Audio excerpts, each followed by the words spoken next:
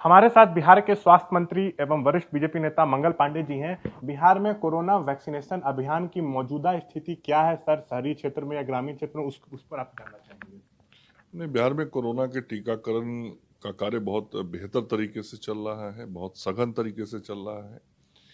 जबकि राज्य में थोड़ी प्रतिकूल परिस्थितियां हैं, बाढ़ की जैसा दृश्य है। कई जगहों पे, कई जिलों में काफी पानी इंटीरियर्स में गया हुआ है। फिर भी जो हमारे स्वास्थ्य कर्मी हैं, टीकाकर्मी हैं, वो लोग बहुत उत्साह के साथ टीकाकरण का काम कर रहे हैं।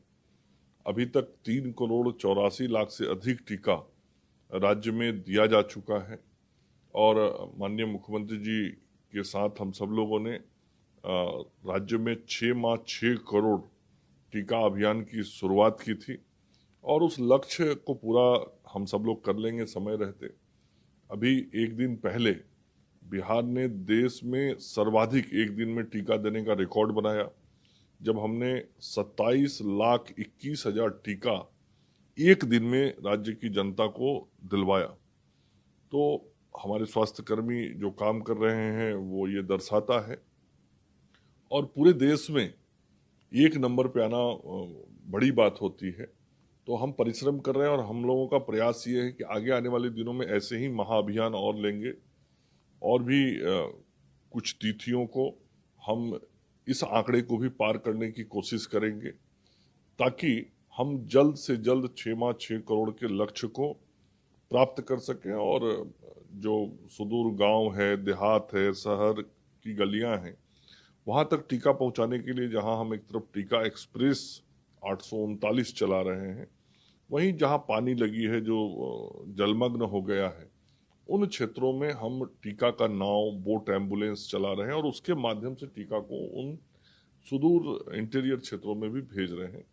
तो टीकाकरण का कार्य बहुत बढ़िया तरीके से चल रहा है और हम आदरणीय प्रधानमंत्री जी को धन्यवाद देना चाहते हैं, आभार व्यक्त करना चाहते हैं कि उन्होंने मुफ्त टीका पूरे देश को दिया, बिहार को दिया। और अब टीका की उपलब्धता भी काफी बढ़ गई है। तो आदरणीय प्रधानमंत्री जी को बिहार की जनता से मैं की तरफ से मैं आभार भी व्यक्त करना चाहता हूँ। थर्ड लहर आने की संभावना जताई जा रही है अक्टूबर नवंबर में, तो उसको लेकर बिहार कितना तैयार है? किस तरह की तैयारी चल रही है सर? जहां तक थर्ड वेव का बात है, तो थर्ड वेव में क्या होगा अभी आज कहना मुश्किल है, लेकिन तरह तरह की चर्चाएं, जानकारियां आती हैं और भारत की सरकार भी इस विषय को लेकर काफी गंभीर है कि थर्ड वेव आए ना आए, हमारी तैयारी होनी चाहिए। और इसीलिए भारत सरकार ने इमरजेंसी कोविड रिस्पांस पैकेज 2 बनाया है, CRP 2। और इसके तहत लगभग 1,250 करोड़ रुपए की योजना की स्वीकृति भी भारत सरकार से मिल गई है। उसकी प्रथम किस्त का पैसा भी यहाँ से चला गया है। 105 करोड़ की और स्वीकृति के लिए योजना हमने भेजी है। तो यह जो एक इमरजेंसी कोविड रिस्पांस पैकेज है, इसके तहत तीसरे फेज में पीकू के अस्पताल बनाने हैं, अब विभिन्न सदर अस्पतालों की क्षमता बढ़ानी है, अनुमंडल अस्पतालों की क्षमता बढ़ानी है, कुछ नए जगहों पर 50-100 बेड के चलंत अस्पताल बनाने हैं, एम्बुलेंस की सर्विसेज को और बढ़ाना है। तो ये सारी योजना जो भारत की सरकार की है, उसमें केंद्रांश मिल गया है, राज्यांश भी मिल गया। तो केंद्रांश और राज्यांश मिल के यह पूरी योजना हम सब लोग इम्प्लीमेंट करेंगे। ये अगले मार्च तक करना है। वहीं दूसरी तरफ हम मानव बल को भी बढ़ा रहे हैं। चिकित्सकों की नियुक्ति का कार्य चल रहा है, अभी नर्सेज की नियुक्ति हुई है, अन्य पैरामेडिकल स्टाफ्स की नियुक्ति की भी प्रक्रिया चल रही है। तो लगातार जो तीसरे वेव से बचाव के लिए उपाय करने वो हम कर रहे हैं। ऑक्सीजन के प्लांट्स 122 जगह पे OGP प्लांट्स लगाए जा रहे हैं। हमारे 10 मेडिकल कॉलेज हॉस्पिटल्स में जो क्रायोजेनिक मेडिकल ऑक्सीजन टैंक हैं वो लगाए जा रहे हैं।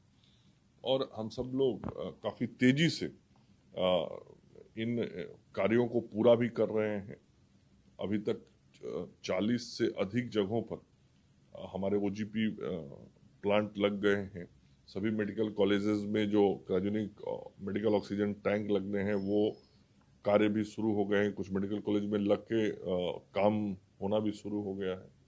तो हम सब तरीके से तैयारी कर रहे हैं। तीसरा लहर जो है वो ग्रामीण इलाकों में कहर बनकर ना टूटे, तो ग्रामीण इलाकों में स्वास्थ्य व्यवस्था कितना मजबूत है? जो मजबूत है मौजूदा स्थिति, उससे आप संतुष्ट हैं? नहीं, देखिए, व्यवस्थाओं को तो मजबूत करने की जरूरत है, क्योंकि हमको बीमारी से नहीं लड़ना है, हमको महामारी से लड़ना है। और नेचुरली जब महामारी शब्द ही आता है तभी पता लग जाता है कि उसमें भयावहता होती है, उसमें अचानक केसेज बढ़ सकते हैं, सब कुछ होता है, उसी को महामारी बोलते हैं। तो हम उस दृष्टि से अपने आधारभूत संरचनाओं का विस्तार भी कर रहे हैं। अब स्वास्थ्य सेवाओं का आधारभूत संरचना ऐसा नहीं होता कि कोई एक दिन या एक महीने में, 6 महीने में आप बहुत बड़ा स्ट्रक्चर खड़ा कर दीजिए, क्योंकि केवल बिल्डिंग बनाना नहीं होता है। बिल्डिंग के साथ साथ आपको उपकरण चाहिए होते हैं, स्वास्थ्यकर्मी चाहिए होते हैं, और सबसे बढ़ के चिकित्सक चाहिए होते हैं। जब ये सब कुछ इकट्ठा आप एक जगह लाते हैं तब एक अस्पताल बनता है। तो जो हमारे अस्पताल हैं उनकी क्षमता कैसे बढ़े और नए जगहों पर भी हम कैसे चलंत अस्पताल बना पाए, हम उस कार्य योजना को मूर्त रूप देने में लगे हैं। पूरी कार्य योजना बन गई है, जैसा मैंने कहा, राशि की भी व्यवस्था कर दी गई है। तो ये कार्य हम सब लोग आगे आने वाले दिनों में करेंगे। अभी हमने लगभग 1600 अस्पतालों के टेंडर्स निकाले थे, जो गांव के स्तर के अस्पताल होते हैं, जो स्वास्थ्य उपकेंद्र है, अतिरिक्त प्राथमिक स्वास्थ्य केंद्र है या सामुदायिक स्वास्थ्य केंद्र है। और उसमें से लगभग 900 के आसपास अस्पतालों के शिलान्यास का कार्यक्रम भी संपन्न हो गया है। जहाँ की निविदा फाइनल नहीं हुई है, अगले 1 महीने के अंदर वो निविदा भी संपन्न हो जाएगी।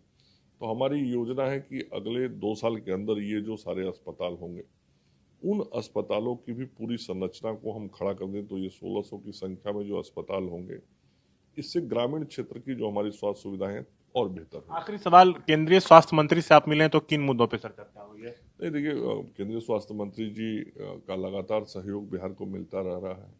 मनसुख भाई से जब जब मैंने विशेष आग्रह किया टीका की संख्या बढ़ाने के लिए या किसी कार्य योजना में भारत की सरकार का सहयोग मिले, तो वो सारा सहयोग हमको मिल रहा है।